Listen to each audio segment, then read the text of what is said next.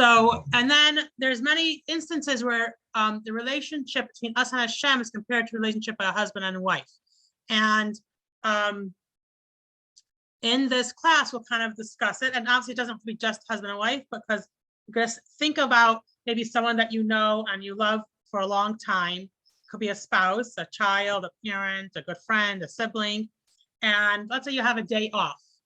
And you say, okay, what are we doing today? It's a day off. And what do you do? So you might want to do, okay, so Yael wants to sleep, but her husband wants to go golfing. I don't know. That's good. But okay, I know, I'm just saying. So are you going to sleep, or are you going to go golfing, or neither? Are you going to fight about it? Right? So it might be that Yael will say, you know what? I want to make him happy. I want to like make him feel good. So I'm going to go golfing with him. And she goes golfing, and like, does she really like golfing? Not really, but she goes golfing and she feels good about it and she enjoys it because she's spending time with someone that she likes. And that's a story, you know, and fine, you know, and it's very nice. Then there's let's say both of you love to eat out at Pat's. We know that already. So Yael and her husband go to Pat's and they eat out together and they just have a good time because they both love Pat's. Okay. So which one shows more of a commitment and love in the relationship? Is it the Yael going golfing with her husband, even though she doesn't really care for golfing, or the going out together to eat at Pat's? The golfing. She's showing more love. She's showing love. Why? Because she herself doesn't get gratification out of it. She's doing it for him. Great, great. So there's things, hi Malka, shalom. So there's things you do for the other person, and there's things you do with the other person. Oh, hi Yvette. Oh, that's fascinating. Okay. So there's things you do with the other person, there's things you do for the other person. So the same way with Hashem. We're going to explain our relationship with Hashem in some context, in the same type of context, and we're going to try, and will help us understand our interpersonal relationships better. Okay. So as I said before, yes. I just want to say hi. Hi, Yvette. How you doing? Okay. I'm still at work, but I'm listening. Okay, perfect. Okay, great. Okay, so so as I said before, that there is this idea that we see a lot in Medrash and Torah and explanations of the Torah, that Hashem and the Jewish people is like a relationship of, you know, of a couple or whatever, of a husband and wife, and we're going to try to understand it a little bit better today, and also understand our relationship with Hashem in that way. So we got a two class for the price of one today.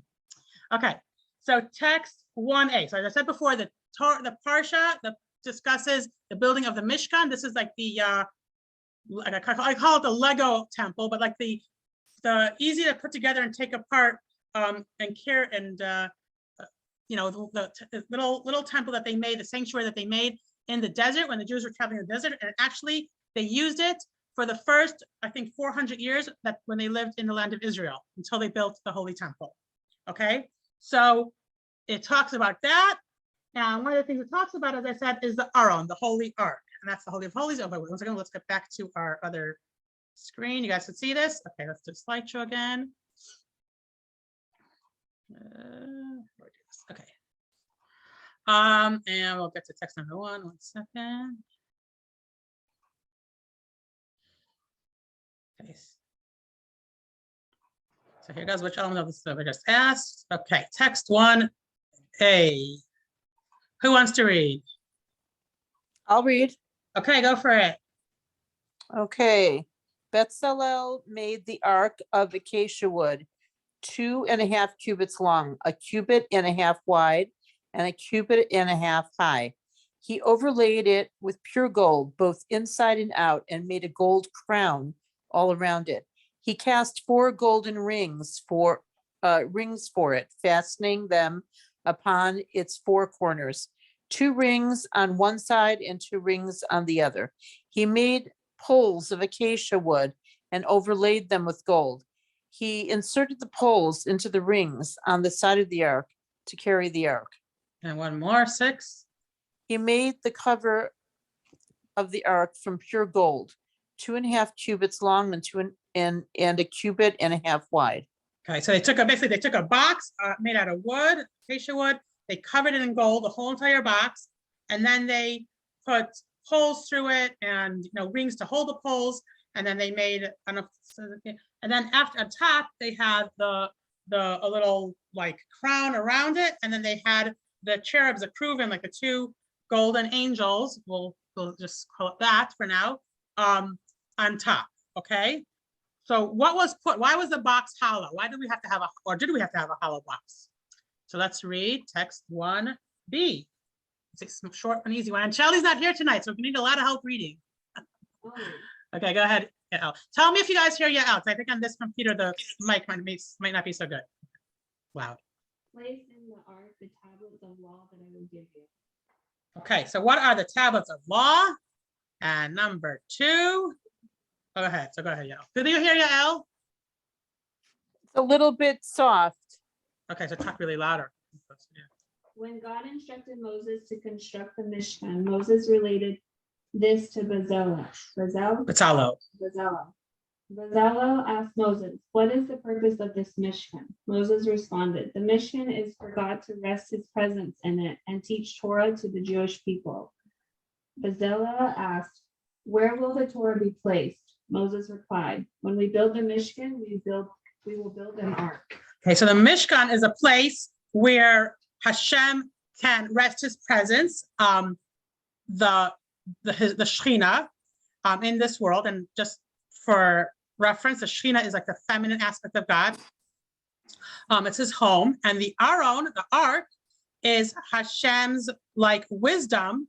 That's where his wisdom emanates, and that's the Torah is placed in the ark.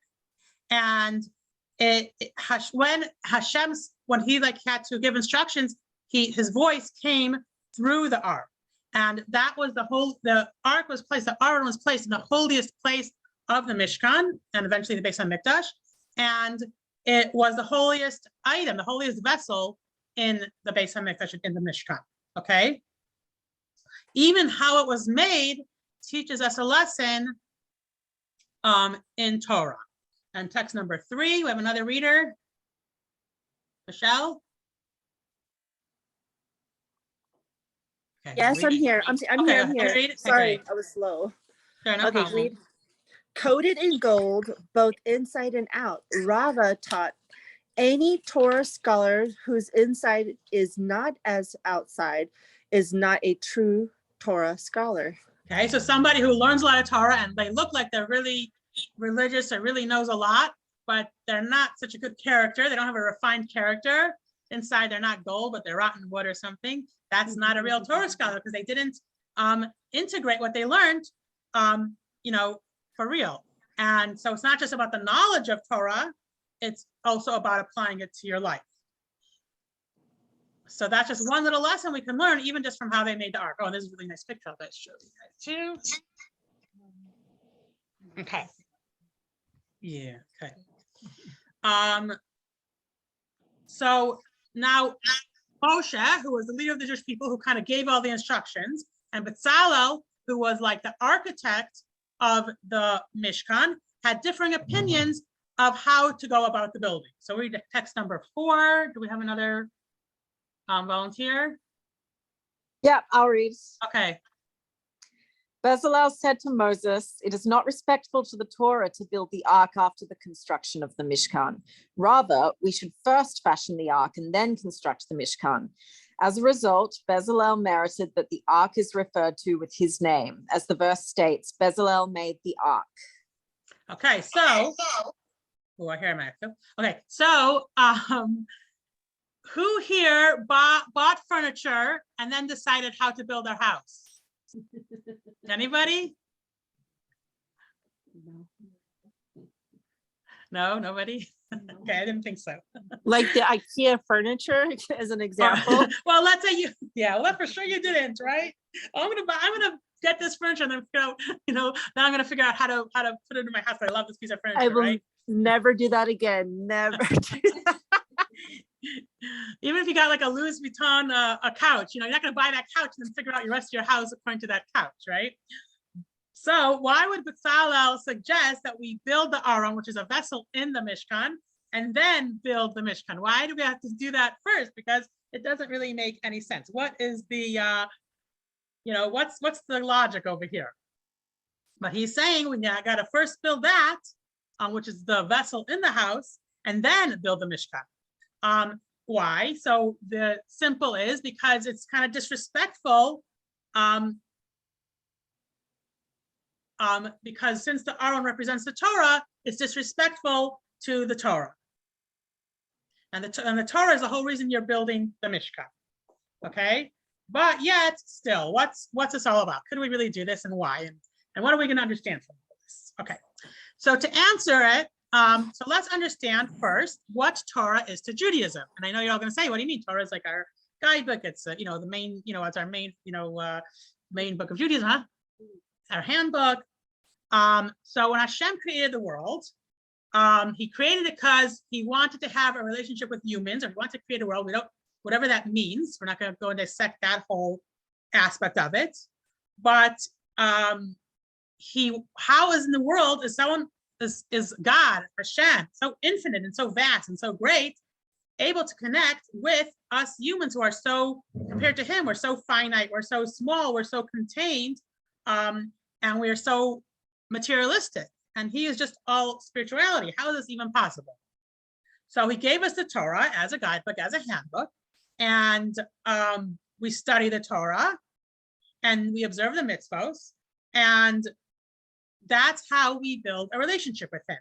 The Torah is we're engaging with his wisdom, with his will, that's studying the Torah, and the mitzvos is serving him.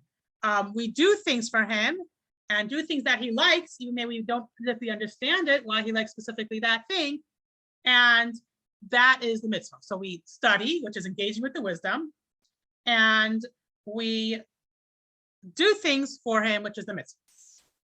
The Kabbalah says there are two general types of people in relationship to serving God. There's a people who like to study and like to learn. We'll call them the intellectuals, or here we really call them the Torah scholars, and they connect through studying Torah. And then there are the people who are the doers, the people who like to do a lot of mitzvahs. They connect through action. So they do things for Hashem. They like to do mitzvahs. Maybe they don't learn a lot of Torah, or maybe somebody, maybe someone who likes to give a lot of tzedakah, someone who likes to be very kind, someone who likes to be very helpful and do things for others and do, different things, but they don't really study the Torah. And the people who study the Torah, could be they study the Torah, but they might not particularly, be running and doing favors and helping other people and doing all kinds of stuff. So we're going to read text number 5. 1 second. Here's the building plans. Okay. Yeah, 1 second. Let me just get there on this page. Okay, so just read really loud. See the other computer had a better mic. Okay. I was waiting for one of these. No, otherwise it's really nice. Okay. Go ahead, Sylvia. This is the Torah and the mitzvah distinction. There are two types of Jewish souls: the souls of Torah scholars who engage in study all of their lives, and the souls of mitzvah observers. Okay, so of course, if you are one, doesn't mean you can't be the other. It could be obviously it should best is to be a good blend, and it's all intertwined. And then I have to read my okay. So how could we separate these two important parts of serving Hashem? It's really right. We have to have a little bit of both, but we're gonna look at it into two different aspects. And the same thing in our relationships with people, or so there's the things we do for our partner, or for someone we love, or for someone we care about, and then there's things we do with the person we love or care about, or who we're married to, or whatever it is, whatever relationship it is. So you could go for a walk together, you could go for dinner together, you could have a nice conversation, and they help build the relationship, these things, but they give pleasure, hopefully to both parties. And they bring us together. It's kind of like, just sharing our hearts and our minds. And, so you have a good intellectual conversation, you have a good emotional conversation, whatever it is, you talk together, you enjoy yourself together, and you spend time together. Okay. That's like doing something with somebody, right? Then there's things we do for somebody. So it might be cleaning dishes, taking out the trash, fixing the glitch in the computer. It might be changing the oil of the car, or moving the car to the other side of the street down the, what's it called, street cleaning day, or moving to the other side of the country because whoever it is lives there and that's where they want to be, or you need to go help them, or whatever the situation is. So there's, these are things maybe you don't, not like your top 10 bucket list things to do, but you're doing it because you want to do something for the other person and you care about the other person and you love the other person.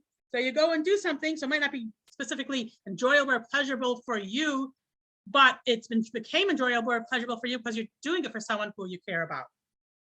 So we do things for people we love, and we do it willingly and happily. And if you love the person you cherish the relationship, then you're doing it. It helps strengthen the relationship. So doing those little tasks, little jobs, and little chores or whatever you call it. You are building that relationship because the other person realizes that you care for them, right? Now, the same with Hashem. We do things for him and we do things with him. So we do things for him because that's what he wants, like the mitzvahs. You might not understand a specific mitzvah and you say, oh, what's this mitzvah? This doesn't make any sense. Why should I do this? It sounds like totally, illogical, but you do it because that's what he wants. So you do it for him. And then there's things that we do with him. So when you learn and you it might intellectually stimulate you, or I'll add in here, even if you dive in and it kind of feels like you're having, you are bringing your soul like close to Hashem, it's more like spending time together. So. Sorry, I have a question about this. What about the people that don't do anything? I mean, you have all these two are good people, like the studiers or the doers. What about the people who don't do anything, who reject and? Well, they have the potential probably of one of these, but maybe well, of course they haven't gotten there yet, right? But the potential is still, the action is nothing. The action matters. There's no action. So it doesn't matter the potential, because if you don't do anything your whole life and you have potential and you die with not doing anything, that counts pretty much for nothing because we're action people. Right. So yes, you're right. So that's a whole, we're action or we're the studiers, but that's a whole separate thing of maybe why is that person not doing anything? There is no connection, or they don't feel any connection. They're not doing anything to strengthen that connection. So you're right. But potentially they do have, saying so if you're asking, what about those people, they still will fall into one of those categories. Maybe something sometimes sparks, one or the other. But let's say they die and you never know. Let's say they did nothing. That's sad. That's very sad. Right, as I'm saying, it's very sad. So they're dead, God forbid, but they did neither studying nor action. So yeah. Then what do you count them? What do you count them as? You can't. You don't know. You don't know, but they maybe know. They know what kind of affects them or doesn't affect them. Oh, of course they don't. Okay, so I mean, again, we're talking about each of us ourselves, like not looking into other. Into like, oh, what's this person? But yes, you're right. It's a sad situation. The same thing if, within a relationship, if one, if someone doesn't do, isn't going to show anything, then right, there is no connection. There's no building of the relationship, and the relationship falls apart. Because we do relate to each other. I mean, we're not robots. We do interact with, the whole idea is Hashem wants to react with other people and do good deeds. So that does count. But anyway, okay, I'll get off my. No, it's a whole different discussion. But yeah, so some people just never build that. Right. That's all. Okay. Yeah, they just stay in. Okay, thank you for that. So when we do mitzvahs, we do it happily. We do it out of choice. Not like, oh, we have to do this, or we have to do that. Oh God, I got to make Shabbos. Oh my God, I don't have any strength to make Shabbos, or I don't have any, oh my goodness, I have to I don't know, whatever it is, walk to Shul 2 miles. I can't do that. Forget it. Right? But no, I wasn't thinking about you. Just came into my head. But you say, oh, I want to go to Shul. I want to spend this time. I want to do something for Hashem. Hashem does so much for me. Hashem gives me life. He gives me this. He gives me that. Let me do something for Hashem. I want to connect. And that's how we should approach doing the mitzvahs. And the same thing with the learning Torah. We learn the Torah because we want to spend time with him. We want to understand God's wisdom. And so we want to be excited to it's like spending, having a good DMC, having and whoever doesn't know DMC, meaningful conversation with Hashem. So we're going to, 1 second. Oh, here we go. A little review, 2 elements of our relationship with Hashem, Torah, mitzvahs. Okay, text number 6. Anyone on here? Eileen, you want to read again? Are you? Sure. Okay. When the mind perceives and understands an intellectual subject, it grasps the subject and encompasses it. The subject becomes grasped and encompassed by the mind that understood and perceived it. Even during the course of study, before the mind has fully grasped the subject, the mind is invested in the subject. For example, when we clearly and thoroughly understand and comprehend a particular law in the Mishnah or Talmud through strenuous application of our Whoops. minds. Sorry, 1 Wait, second. what happened? I'm sorry. I don't see. I don't like it on this thing because then I could go back. 1 second. Oh, shoot, no. 1 second. Sorry. That's okay. You're off to here? Is that For where you're at? example, when we clearly and thoroughly understand and comprehend a particular law in the Mishnah or Talmud through strenuous application of our minds grasp and encompass that law and are invested in it while we study it in the form of the laws he laid out for us. Does that go more? 1 second. Oh, okay. And then Since there's a little this bit more law here. is the wisdom and will of God, when we comprehend the matter, we comprehend and grasp God's will and wisdom. No mind can grasp God's will and wisdom except when his will and wisdom are invested in the form of the laws he laid out for us. Oh, so is that a little bit of a typo over there? Okay. So when we study Torah, as I said before, it's bonding with Hashem. So we have like an intellectual and emotional intimacy with Hashem and his infinity, because Torah knowledge is infinite. You can never, it never ends. There's always more. The Medrash explains this a little bit more. Okay, another reader. Okay, go ahead. Yeah, it's loud. Pour your heart out like water in God's presence. The sages derive from this verse that whenever a scholar sits down and engages in Torah study, God is sitting across from him and reading along. Our verse here states, in God's presence, Noah, and a different verse states, they camped across Noah from each other. Just as the word Noah in the latter verse means they were facing each other, so should it be interpreted in the former verse. Okay, so so it's just bringing out how much of a intellectual, intimate connection you gain from studying Torah.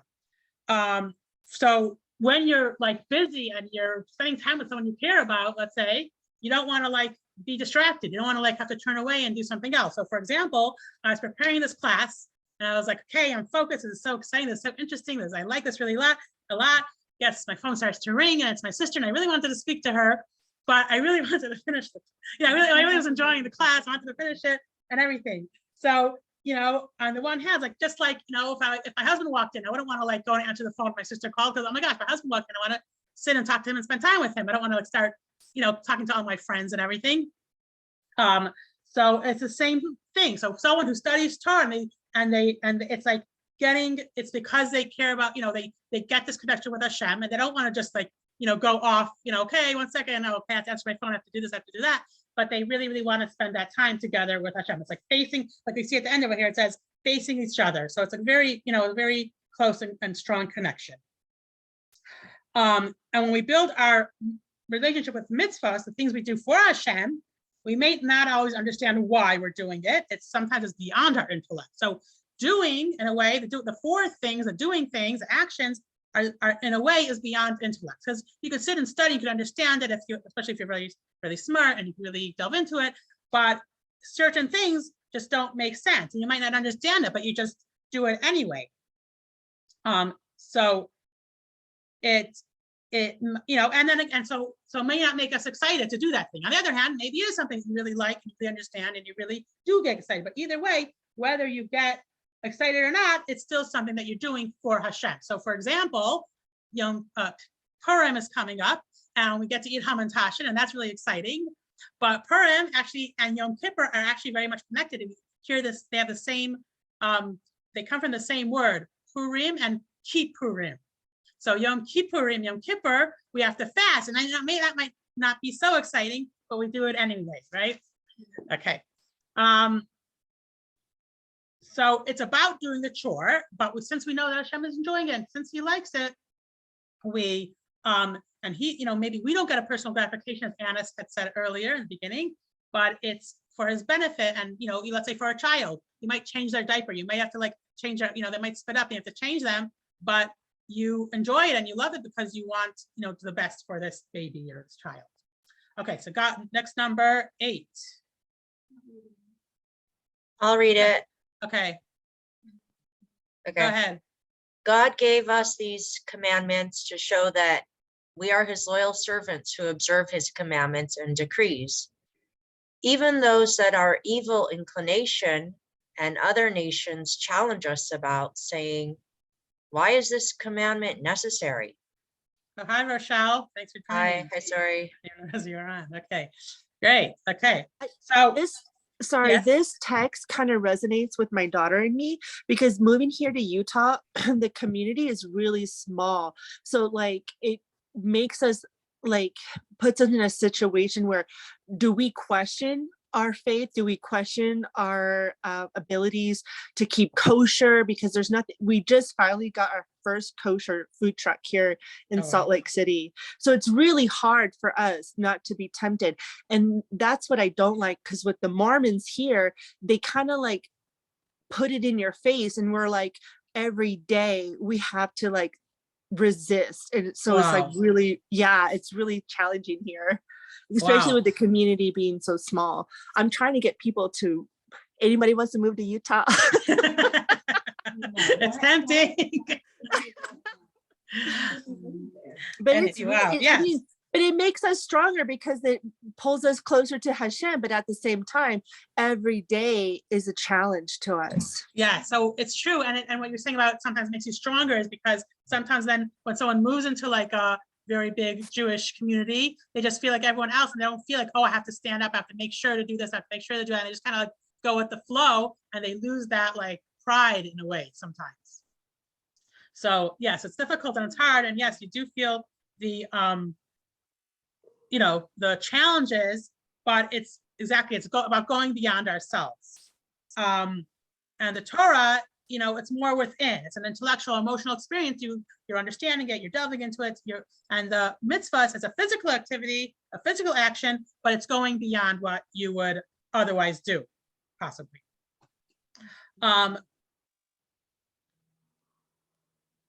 And not just that, but especially people who are intellectual, or people who are, you're very educated, let's say, why should you go and spend the time washing the dishes? You could hire someone to do that, which you could.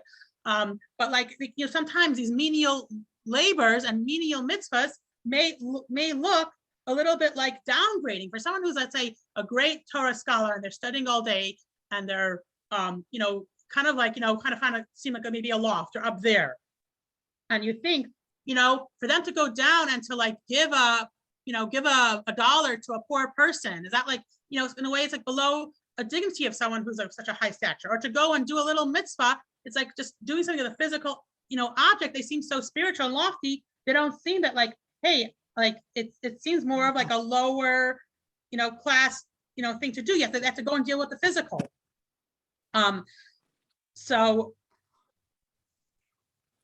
So we can't hire, obviously, for our mitzvah, we got to do it ourselves. We can't hire someone to do our mitzvahs we can hire someone to wash the dishes. So, in a way, it's easier. Why don't you just meditate all day, or, study all day, and not worry about all these physical things? They're below us. Why do we have to go and deal with the physical and deal, even if it's a mitzvah? But we're studying Torah. That's enough. That seems like that should be, something that someone who's so spiritual shouldn't have to do. Yet, not. Let's second, text number 9. Okay, who's our next reader? Eileen? Yeah. Okay.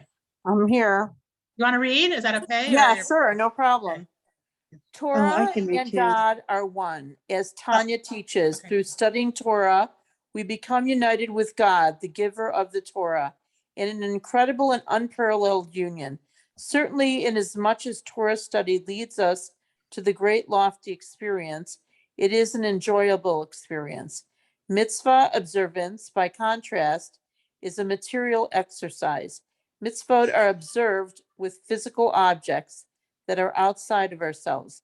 Their observance requires us to surrender ourselves and descend from our level, from great heights to a deep pit, from the faculty of intellect to the faculty of action, the lowest faculty we possess. So it continues.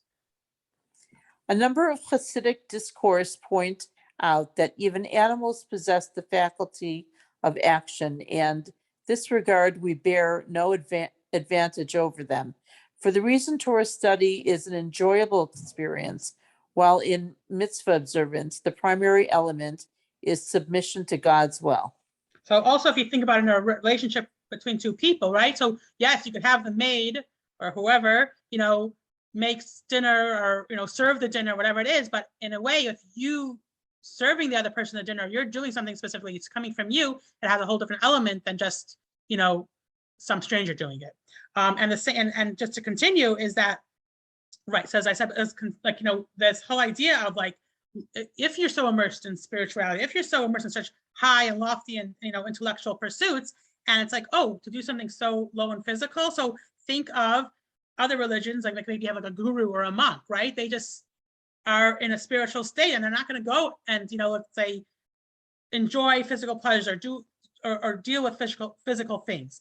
A holy Jew who prays and studies and seems so high and up there, can lower himself to do a mitzvah, to do something with a physical matter, whether it's could be, making the matzah. A lot of times they only have very special people like preparing the things for the matzah, making sure it's right.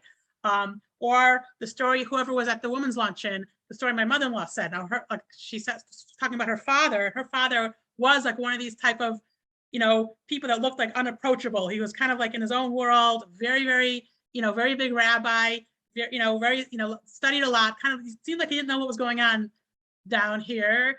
On the other hand, he was very practical, and she said the story about how two of the grandchildren got stuck in the bathroom basement, and and he lowered himself through the laundry chute to go and save them.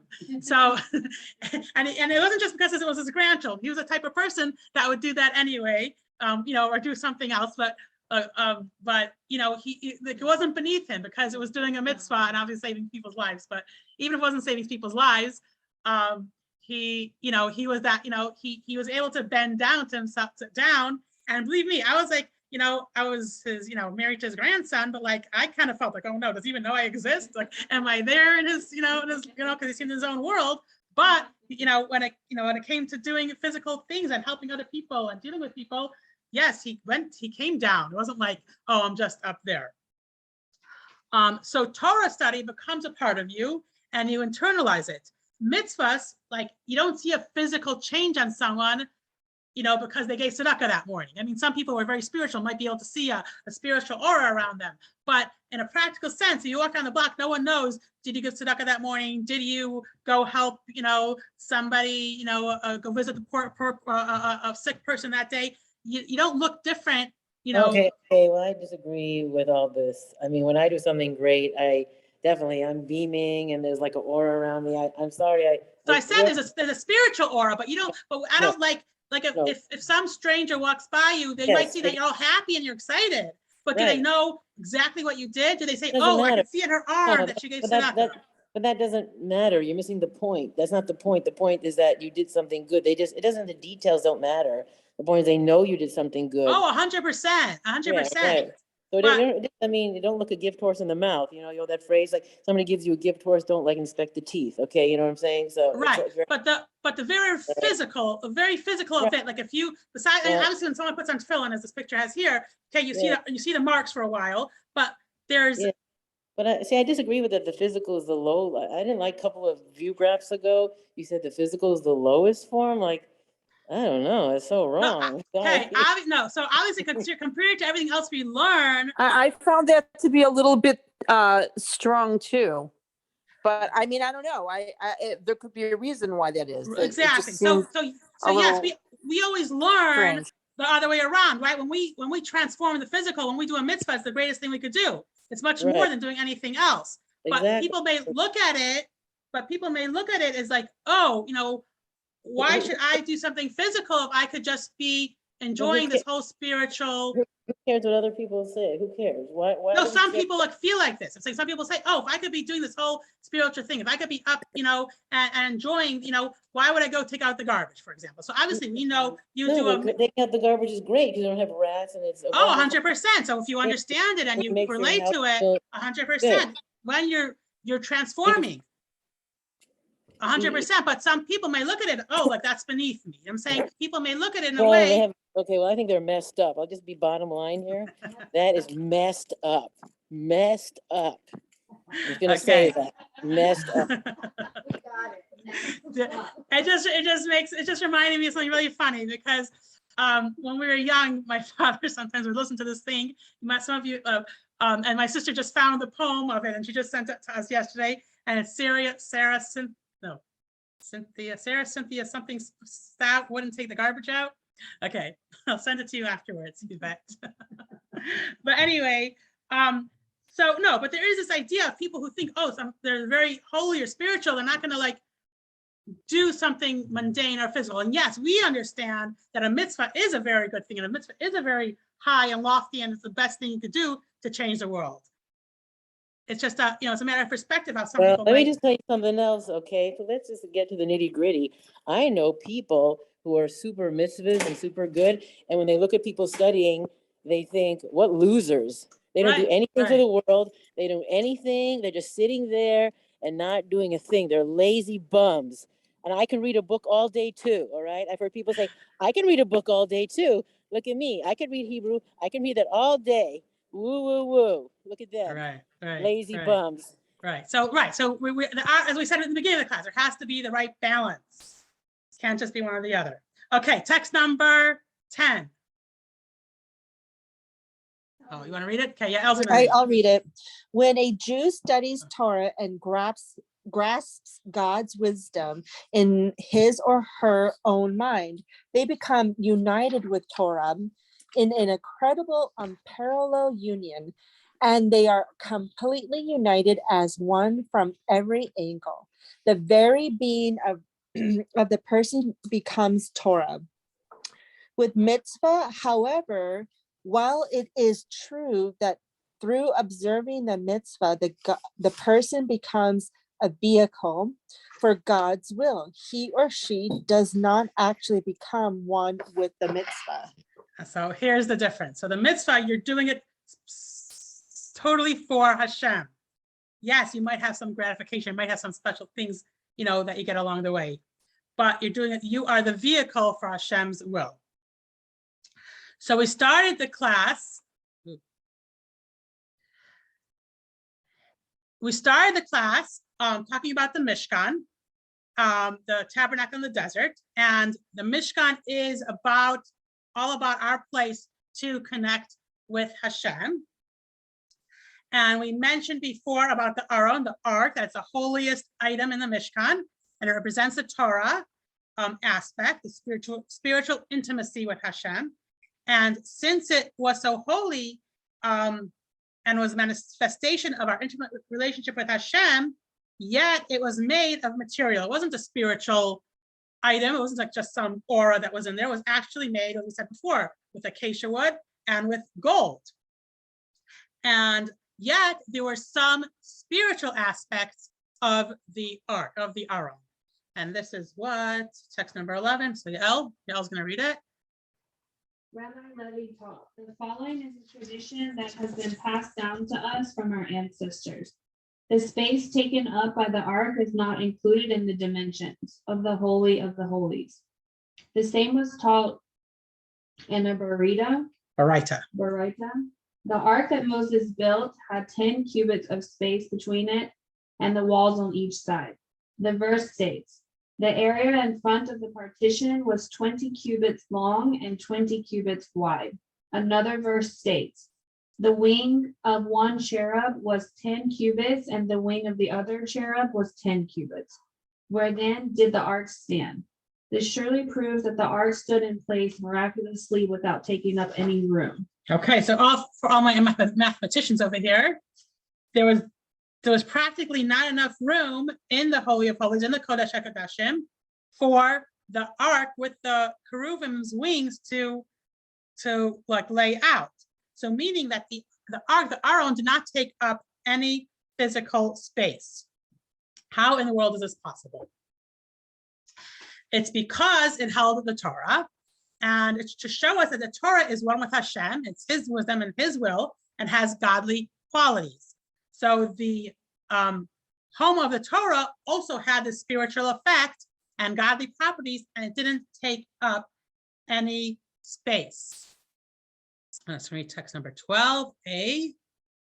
Sylvia. There was a revelation of godliness in the ark. The space taken up by the ark is not included in the dimensions. It was observable that the physical space of the ark was godliness because only God can combine these two opposites.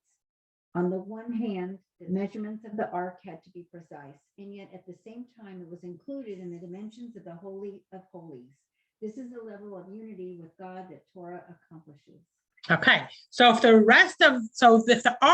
Aron was to show the spiritual existence of God, the Torah, and the rest of the Mishkan, which was mainly the big thing that they did all day over there, was bringing sacrifices. Sacrifice is a very physical thing, and there were no miracles like that. There were little miracles that happened at different times, but there was no like the menorah was just a menorah that got lit every day. The sacrifices were brought up and got burnt every day. It was just a normal way, the normal mundane, physical, materialistic way of doing things. And all the rest of the stuff in the Mishkan are compared to the mitzvahs. They were all the physical, the material, and the things that were done for Hashem, things like they presented the mitzvahs.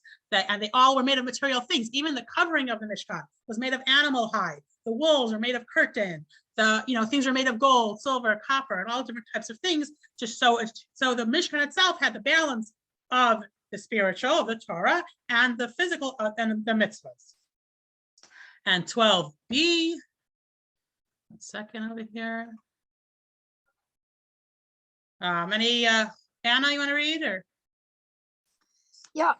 Okay. The Mishkan in general represented the use of 13 physical materials to construct a sanctuary for God. While it is true that in the Mishkan as a whole and in the work associated with the sacrifices in particular, there was also a manifestation of godliness through various miracles. This was not to the extent that the physical materials themselves became godly, so as to acquire supernatural qualities. Okay, so imagine what it was like taking a walk around this Mishkan, okay? It wasn't like this nice, serene, everything just quiet and like, oh, you feel like you're in some type of, temple or something.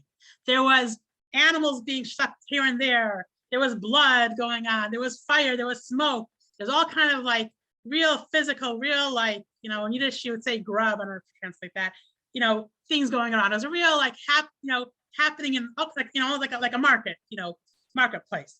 And then, no one was able to go into the holy, the Kodesh and the Kodesh Kodesh, the holy and the Holy of Holies, where the Aron was, but over there it was quiet and serene and beautiful and all nice and, like spiritual type of a feeling.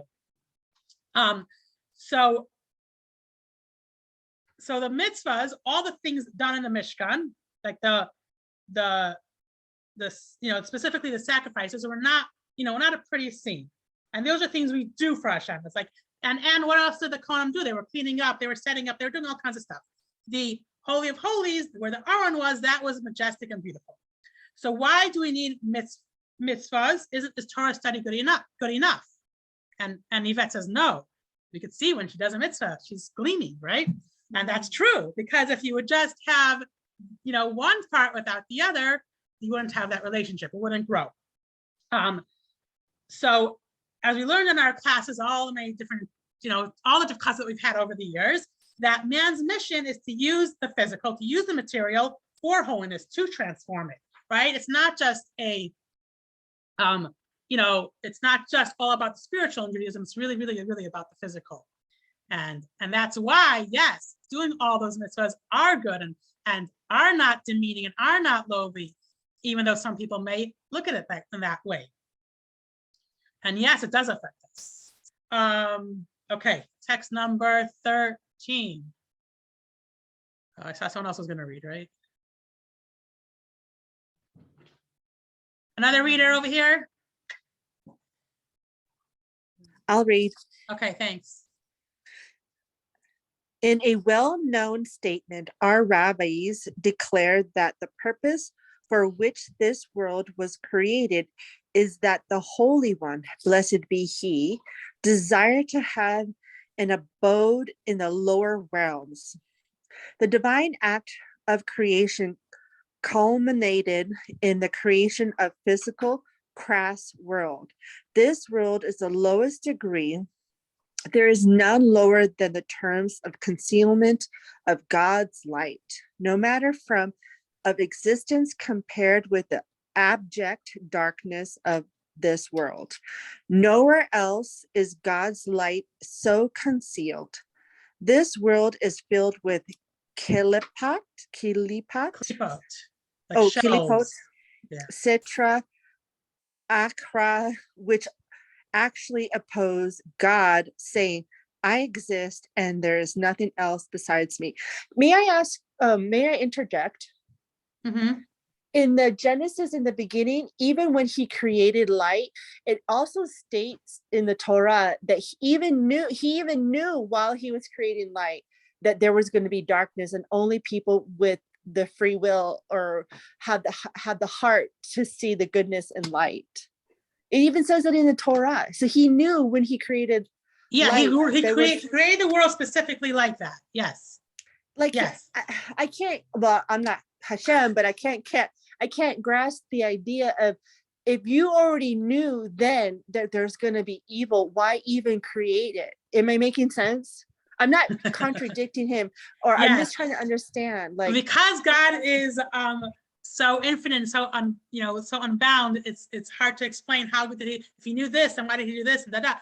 But he specifically made the world. He specifically made the world with this hiddenness, which we perceive as evil, which is not particularly evil, but we perceive things as evil because they're just covered in these klipot, covered in these. Makes sense.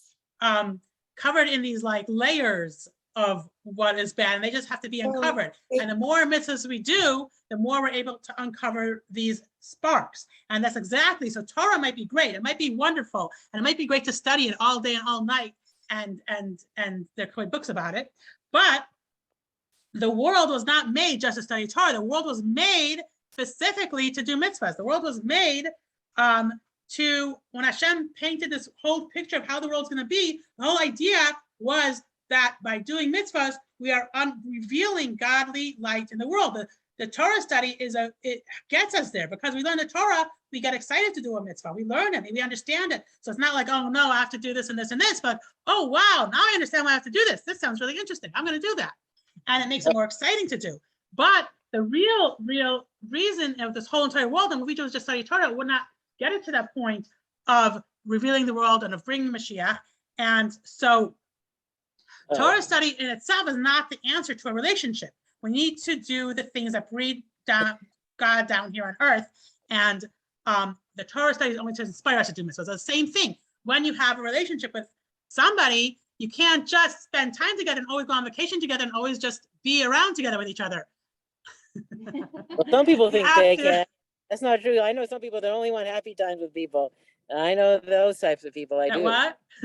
I know But people that only the want. thing is, the little acts that you do for each other, and Yeah. that's what brings, that's what kind of helps the relationship. That's what helps grow the relationship, helps strengthen the relationship. The relationship, like I think Modest Freeman says, it's not that you're in love with someone. That's not what that's going to help. It's that your commitment to the marriage, your commitment to the relationship, that's going to help the relationship grow. Can I go back to that question about 5 minutes ago? What she says about evil, why there's evil. See, I don't view it that way. I don't know if I'll answer, but you could. Oh, yeah. So I don't view it at all that way. I say every person, 100% of every person, over 7 billion people have the potential, all of us, to do good. all of us. If we all did good, all 7 billion of us did good, the earth would be a happy place. It's not that we, like we have to do evil and that there is evil. Of course, there's an option to do evil because there's free will, right? But there's the free will for every single person to do good. I mean, God has given that option to everybody. The option of every single person to do good is out there, which is why I don't really see the question as the way it was questioned, like, oh, there's evil out there. Like, Right, but different people, come from Right. different places and, grew up with different, I understand that everybody, perception, different things that they were taught when they were young. So everyone has a different way of looking at things. But yes, the way we've been learning in our class is that, and the way that according, through Chassidus is that there's these klipot, there's these coverings and everything, and we just have to reveal the inner good in every single thing. And there's no true evil because God is everything. I think we spoke about this last week, didn't we? God is in everything. Some people don't have to reveal good because they're just out there good. They're just if you take let's say you take a wax and there's nothing whatever about the wax, but if you use it for a Shabbos candle, you're revealing you're fulfilling the purpose of that wax. So you're making goodness. That's taking an inanimate object and making it holy. That's not. I don't think that's what we're talking about here. I'm talking about people doing that. We actually spoke about that whole issue last week. What you're talking about, we spoke with the last week's cold class was on that. That's okay, let's continue. That's different. Yeah. Yeah. So let us continue text number 14.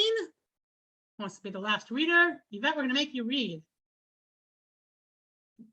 No. Okay. Who wants to be the last reader of the night? Okay, go ahead, Yael. And the elders say, Hey, how about Misha could be the last reader of the night? Here she is. Elle's reading already. Okay, so we'll just start. So I start from the top. Okay, go ahead. Yeah. Rabbi Tarfon and the elder sage were once gathered in the upper chambers of Nitzia's house in Lod. The questions was raised: what is greater, the study of Torah or the performance of the mitzvah? Rabbi Tarfon proclaimed the performance of the mitzvah is of greater importance. Rabbi Akatev proclaimed the study Kidva proclaimed that the study of the Torah is the greater importance. All of the assembly was proclaimed to the study of Torah is greater importance because Torah study brings one of the performance of the mitzvah. Okay, so why did Bezalel go back to our original question? Why did Bezalel say that we need the Aron, the ark, before the Mishkan? Why do we have the furniture there? Wait, I have a question. Sorry, that's cheating. Just go back to the words. That's cheating. What's because cheating? He's saying what was just said, what she read, because he says if you study mitzvah, you do mitzvah. The other ones is just do. That's cheating. The way the answer is, because like if you say you do mitzvah, that's great. Right. So so you have to study the Torah. It helps you perform the mitzvah. So you need the Torah study to start it, because then we wouldn't even know what to do. We wouldn't have the guidebook. We wouldn't even know where to start. If I do mitzvah, no, because we had the book for 613 mitzvahs. If we didn't have the 613 mitzvah book, how are we going to know what mitzvahs to do? Right. And then we do the mitzvahs, then we study it reverse. We do a mitzvah and then we research, did we do it right? Well, where was the original? How would you know that mitzvah? Because someone had to study the Torah. So the Torah is the basis of it all, and that's why they had to build the Aron. But that's not what they're asking. See, but that's not the question.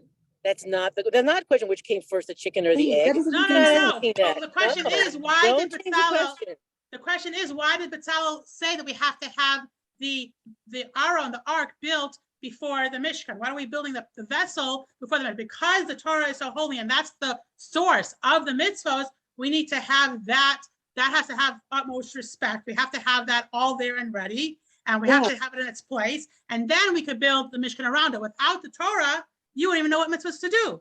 So we have to have that. As a convert, I didn't know what mitzvahs to do until I got into the program. Then I understood, those are the mitzvahs I need to do.